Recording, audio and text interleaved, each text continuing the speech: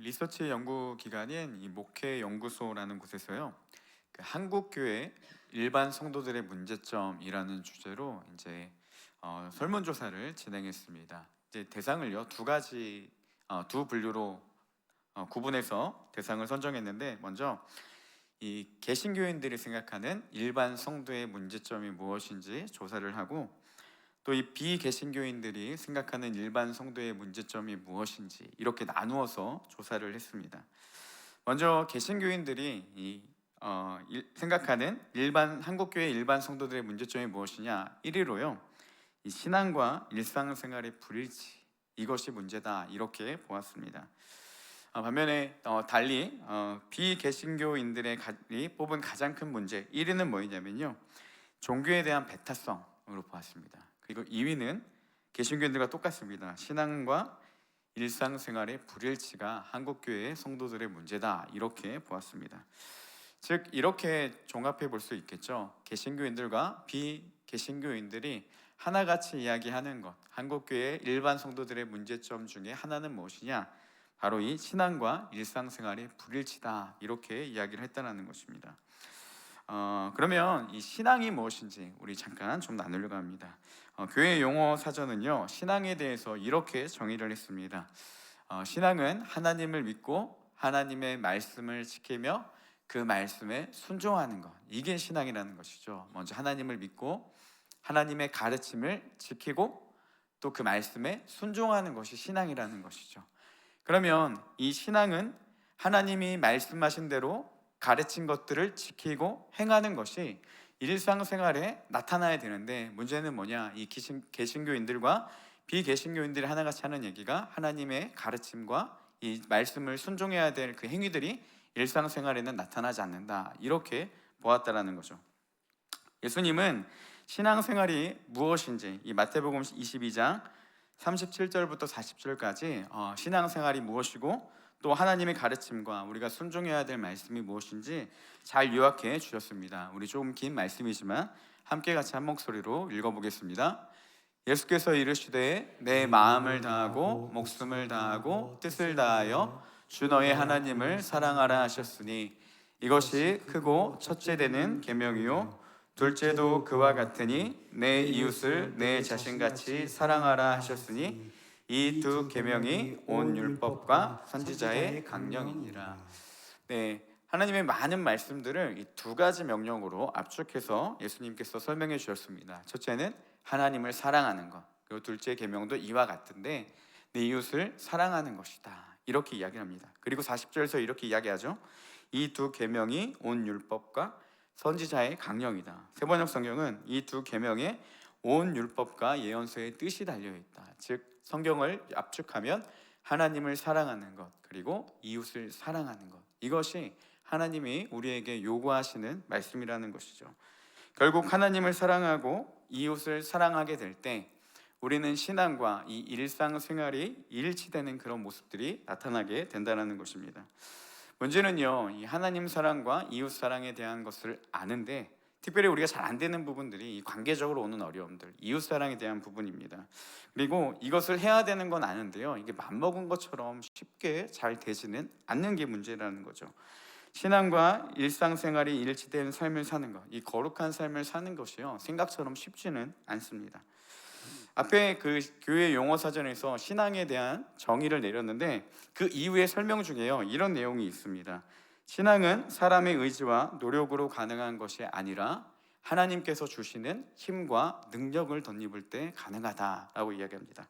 즉 우리가 왜 삶 가운데서 일상생활에서 이 신앙이 나타나지 않냐, 그것은 사람의 노력과 의지로 가능한 것이 아니라 오직 하나님께서 주시는 능력을 힘입을 때 가능하다라고 합니다. 그리고 이제 중략하고요, 이제 이후에 이렇게 설명을 합니다. 사람의 입장에서는 마음 가운데 신앙심이 생기도록 하나님께 간구하는 것이다. 우리가 그러면 이 신앙과 일상생활의 일치를 가져오기 위해서는 어떻게 해야 되냐? 하나님이 우리 마음 가운데 신앙심을 주시도록 우리가 하나님께 간구해야 된다라고 합니다. 그리고 뒤에 보면요, 따라서 내가 스스로 신앙을 가진다라는 표현보다는 하나님의 은혜로 신앙심이 생기다, 이렇게 표현하는 것이 신학적으로 맞다라는 겁니다.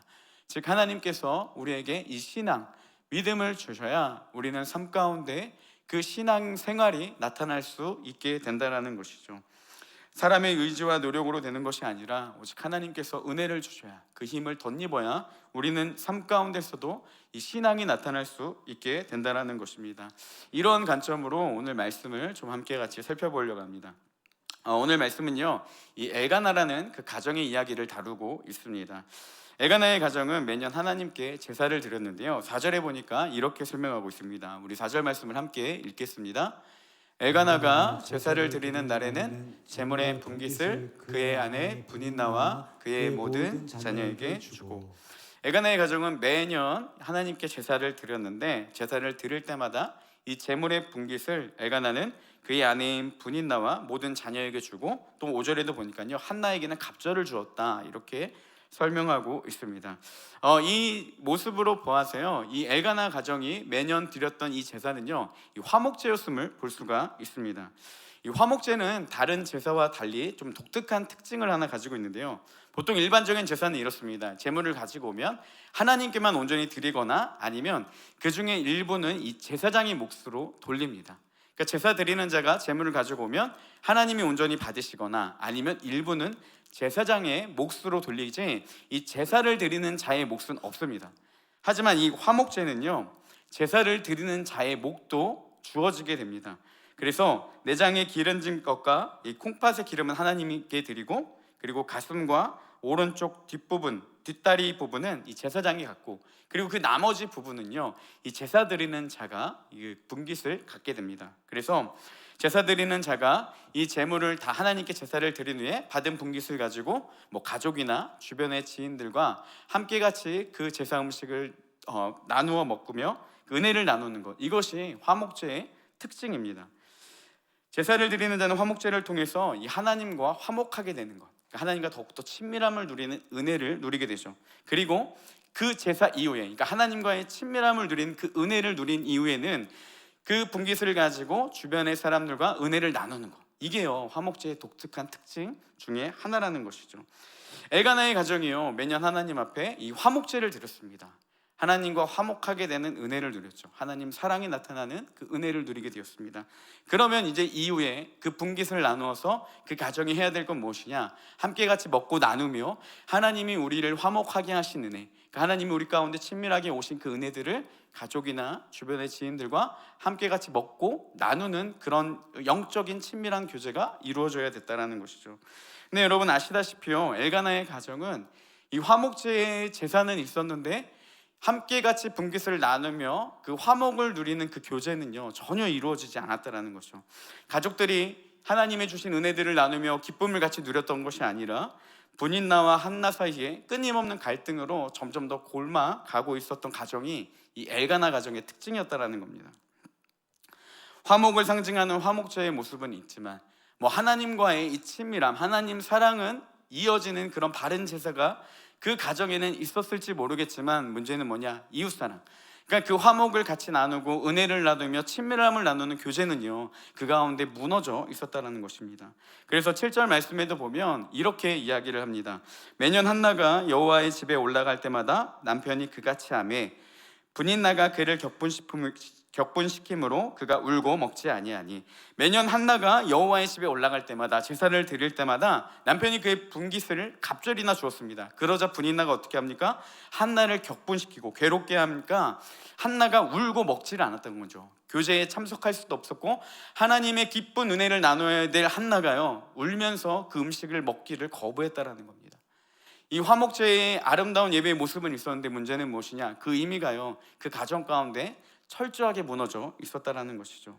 분인나는 한나가 여호와의 집에 올라갈 때마다, 매년 화목제를 드릴 때마다 한나를 괴롭게 했습니다. 얼마나 고통이 심한지 이루 말할 수 없을 정도로 한나는 늘 괴로워했습니다. 여러분, 매년 예배를 드릴 때마다 나는 괴롭다, 이것만큼 슬픈 일이 없었을 것입니다. 엘가나의 가정은 안타깝게도 이 화목제의 진정한 의미가 남아있지 않았다라는 것이죠. 앞에서 나눈 것처럼 어떻게 보면 이렇게 볼 수도 있습니다. 신앙과 일상생활의 불일치를 보인 가정. 화목제의 의미는 있고 종교적인 행위는 있지만 실제로 그 의미가 온전히 나타나지 않는 가정, 이게요 엘가나의 가정의 특징이었다라는 것입니다. 매년 드리는 화목제의 모습은 있지만 가정은 날마다 불화로 골머리를 썩었던 것처럼, 그런 엘가나의 가정처럼 어쩌면 우리 교회와 이 한국 교회와 또 전 세계 교회에 이런 동일한 예배가 드려지고 있지는 않은지 우리는 돌아봐야 한다는 것이죠. 화려한 음악과 웅장한 예배의 행위와 그 하나님과의 화목을 누리는 행위의 모습은 있는데, 중요한 것은 그 안에 그 은혜를 받은 자들이 영적인 아름다운 교제가 이루어지고 있는지, 서로가 은혜를 나누며 기쁨을 나누며 이 진정한 화목제의 의미가 우리 안에, 공동체 안에 이루어지고 있는지 끊임없이 살펴보아야 한다는 것입니다. 이 둘 중에 하나가 무너지게 되면요, 우리의 예배는 온전한 예배가 할 수 없게 되고, 신앙과 이 일상생활의 불일치가 문제다라고 끊임없이 이야기했던 그 문제는요, 여전히 지속될 수밖에 없다라는 것이죠. 예수님을 믿지만 교회는 가기 싫다, 이 가나안 성도들의 특징이 바로 이와 같습니다.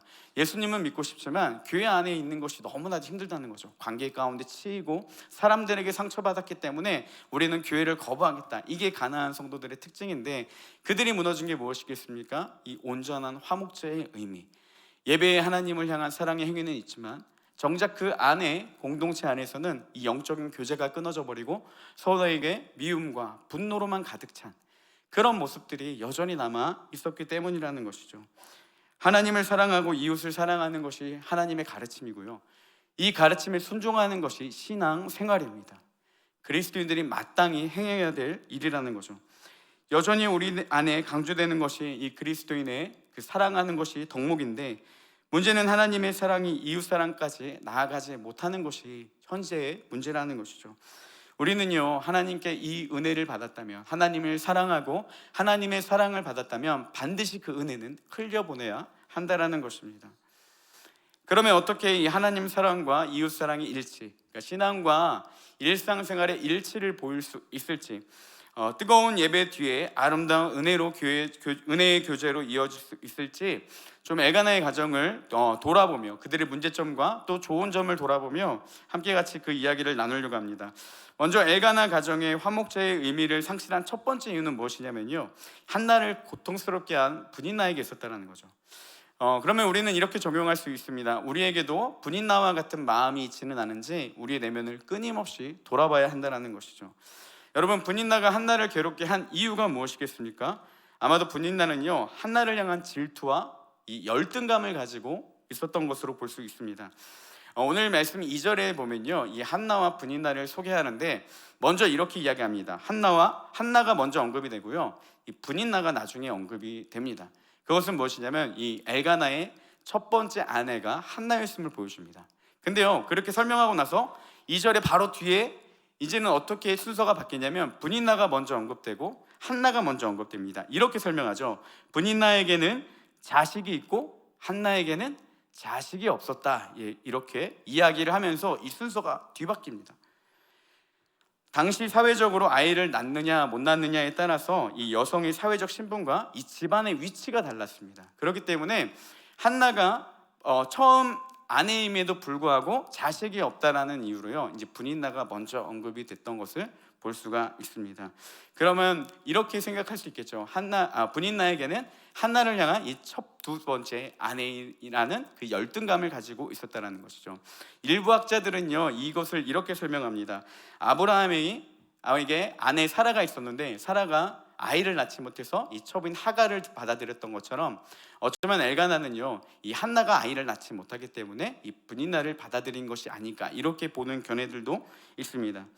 결국 분인나는 자신이 둘째 부인이라는 이 열등감을 가지고 있었고, 무엇보다도 엘가나가 한나를 더 사랑하는 모습을 보면서 한나를 질투하게 되었다라는 것이죠. 그래서 아까 7절에도 나눈 것은 엘가나가 이 갑절을 줄 때마다 분인나는 한나를 더 격분하게 만들었다, 그를 더 괴롭게 했다, 이렇게 성경은 설명하는 것으로 보아서 그에게는 끊임없이 해결되지 않는 질투와 이 열등감을 가지고 분인나는 한나를 대해줌을 볼 수가 있습니다.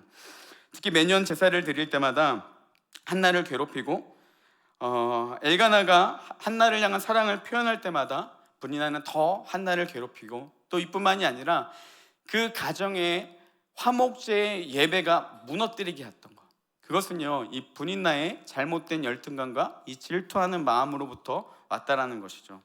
여러분, 우리가 여기서 주목해야 될 한 가지가 있는데요, 분인나가 가진 열등감과 이 질투라는 감정 자체를 문제 삼으려는 것은 아닙니다.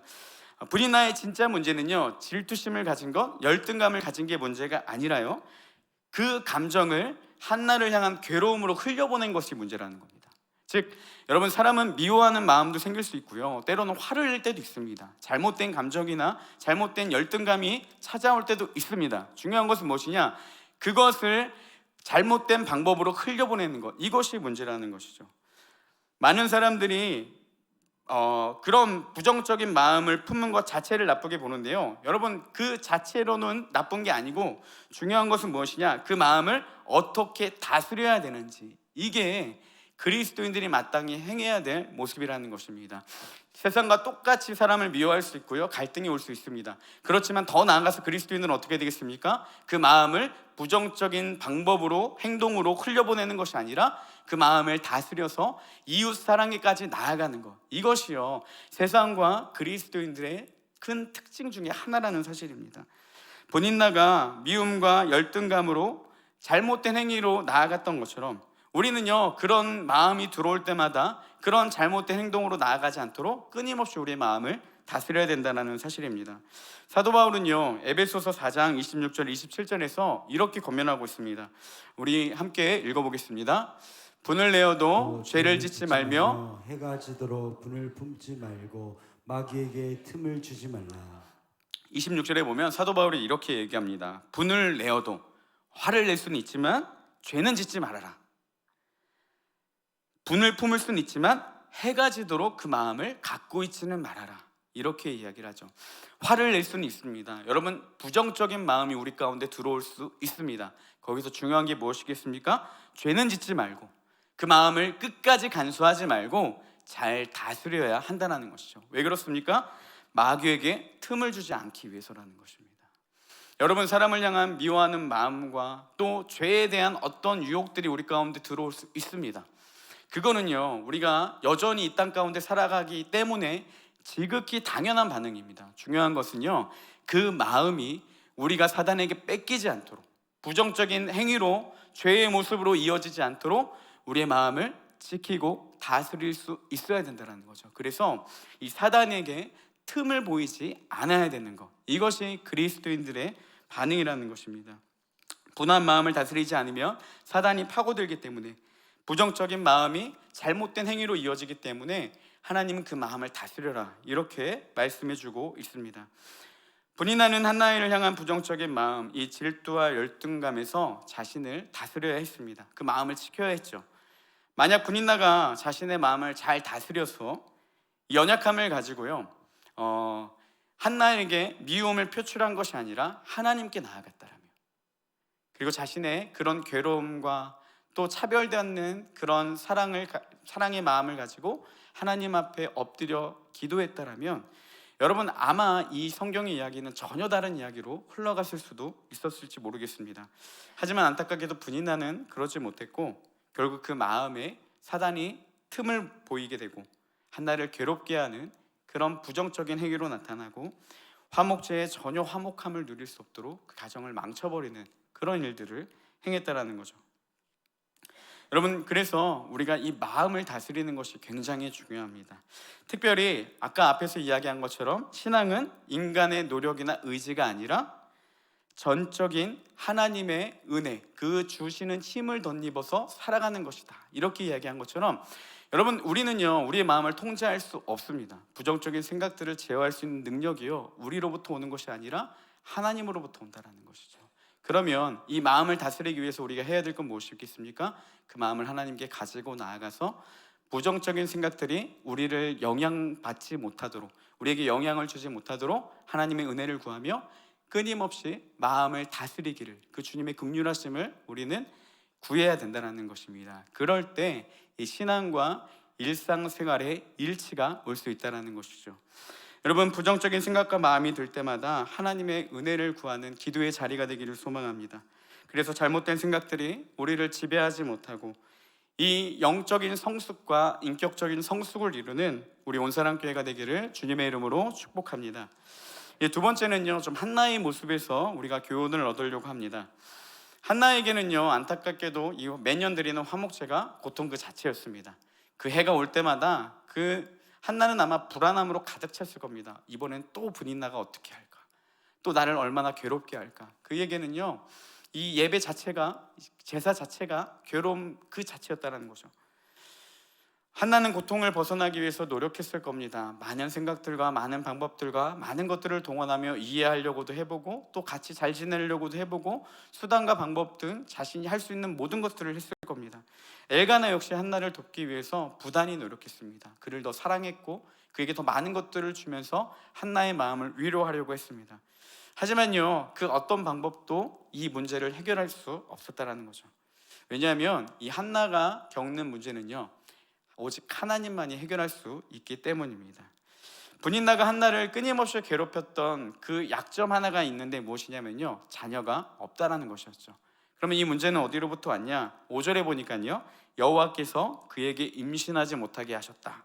6절에도 보니까 여호와께서 그에게 임신하지 못하게 하시니라고 되어 있습니다. 즉 하나님께서 한나를 임신하지 못하게 하셨기 때문에 이 문제는요, 하나님이 그를 임신하게 해주셔야 가능하다는 겁니다.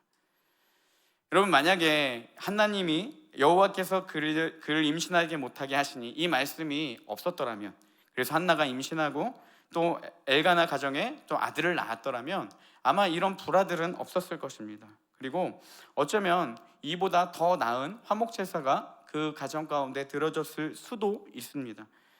그럼에도 하나님은 한나의 태를 막으신 이유가 있다는 것이죠.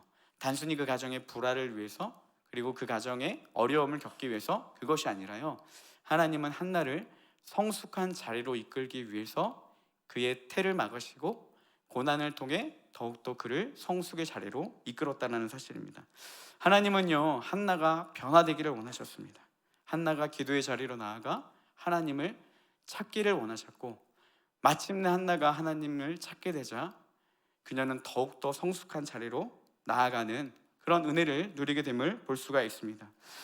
여러분, 우리 안에도 분인나와 같은 사람이 있는지 모르겠습니다. 아니면 한나가 화목제가 무너진 것처럼 우리가 신앙생활을 하기 위해서 일상 가운데서 거룩한 삶을 살기를 원하는데 여전히 내 발목을 붙잡고 나를 넘어뜨리게 하는 그 무엇, 그것이 뭐 죄가 될 수도 있고요, 환경이 될 수도 있고, 뭐 상황이 될 수도 있고, 무엇인지는 모르겠지만 그 어떠한 것이 우리를 끊임없이 괴롭힌다라고 한다면, 여러분, 그것은요, 우리를 무너뜨리기 위함이 아니라 우리가 그 고난을 이겨내고 더욱더 성숙의 자리로 이끌게 하는 귀한 도구가 될 수 있다는 사실입니다.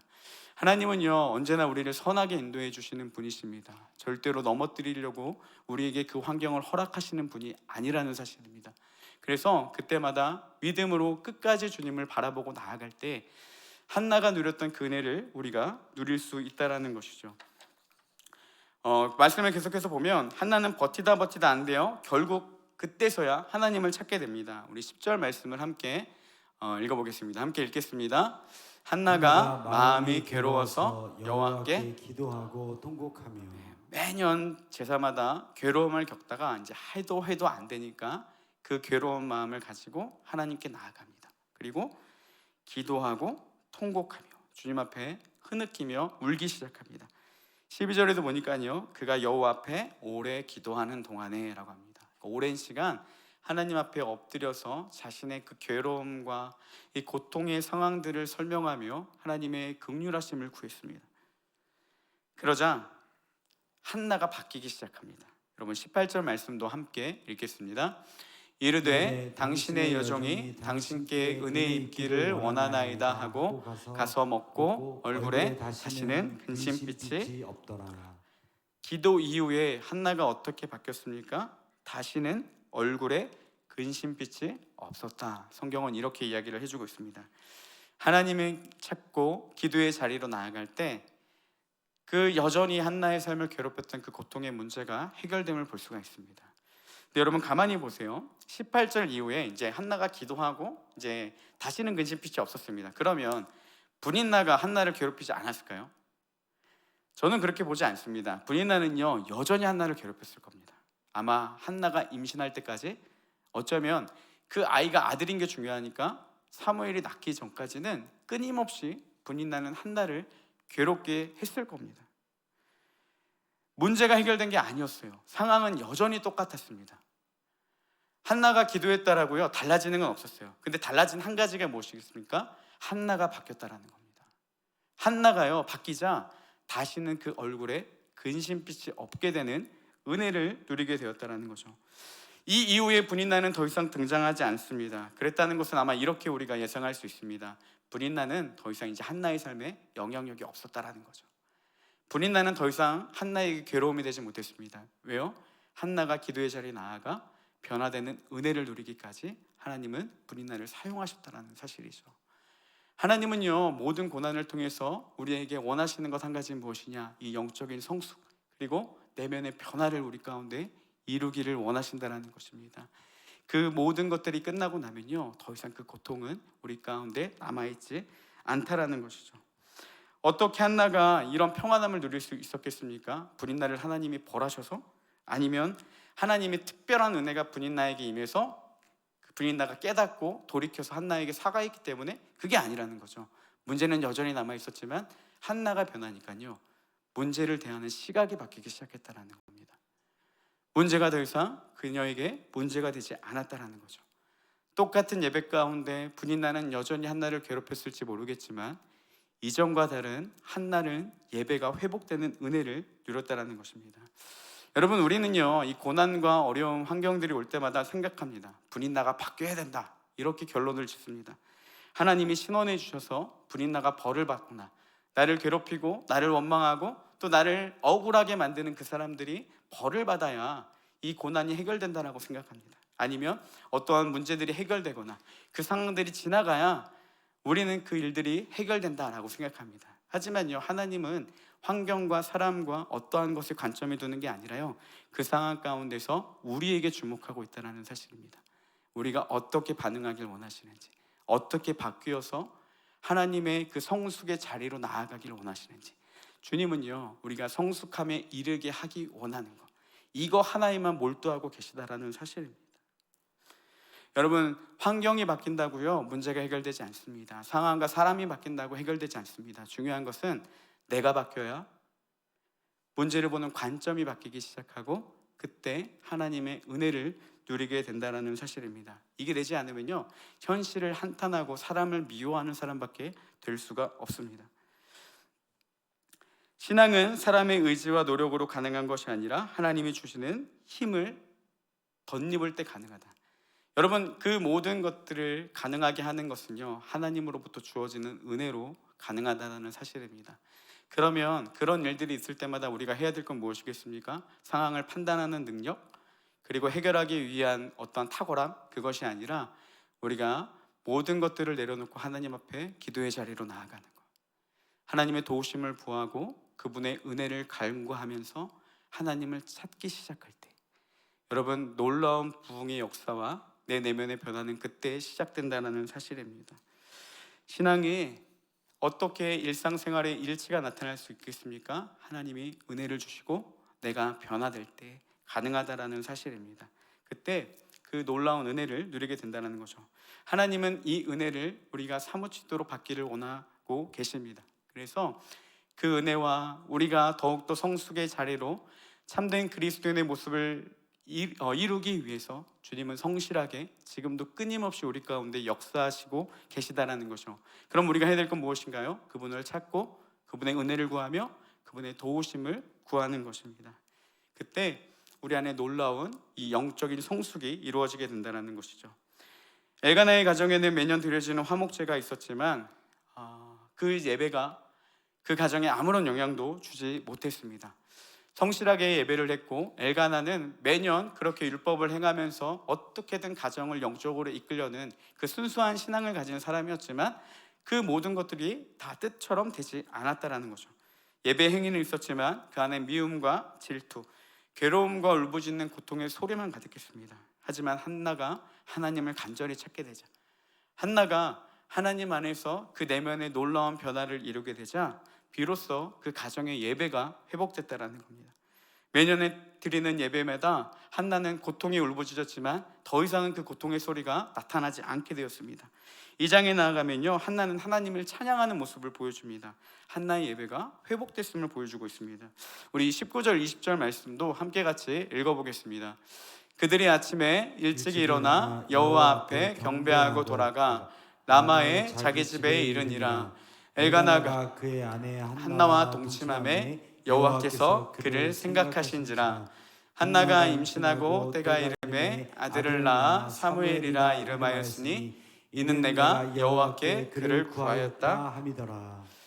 한나가요, 기도하면서 그 내면의 변화를 이루자 어떤 일들이 일어나냐? 아침에 일찍 일어나 여호와 앞에 경배하기 시작합니다. 예배만 생각해도 지긋지긋하고 고통에 몸부림치며 방황하며 힘들어했던 한나가요, 이제 예배가 다른 개념으로 다가오기 시작한 겁니다. 그리고 그때서야 하나님이 어떻게 합니까? 그를 생각하시고 그의 태의 문을 여시고 사무엘을 허락하셨다라는 사실입니다. 그럼 하나님이 그 한나에게 요구했던 건 무엇입니까? 그가 성숙의 자리로 나아가는 것. 하나님의 은혜를 힘입어 내면의 변화를 이루기까지 하나님은 그 모든 환경들을 사용하셨다라는 사실입니다. 여러분, 신앙생활과 삶의 일치는요, 온전히 하나님의 은혜로 가능합니다. 우리가 끊임없이 구해야 될 것은요, 어떤 믿음의 결단과 의지도 좋지만 더 근본적인 것, 하나님을 더욱더 의지하며 그분의 은혜를 구하며 나아가는 것, 이것이 그리스도인들의 마땅한 반응이라는 것입니다. 의지는요, 사람마다 다를 수 있지만 하나님을 의지하는 사람은 누구에게나 허락하고 누구에게나 할 수 있는 것입니다. 날마다 자신을 믿는 교만함을 버리고 상황을 해결하려고 몸부림치던 그 고통의 자리에서 벗어나 하나님께로 나아가 주님의 은혜를 구하며 내면의 변화와 성숙을 이루어 더욱더 온전한 그리스도인으로 나아가는 우리 온사람교회 모든 성도님들이 되시기를 주님의 이름으로 축복합니다. 함께 기도하겠습니다.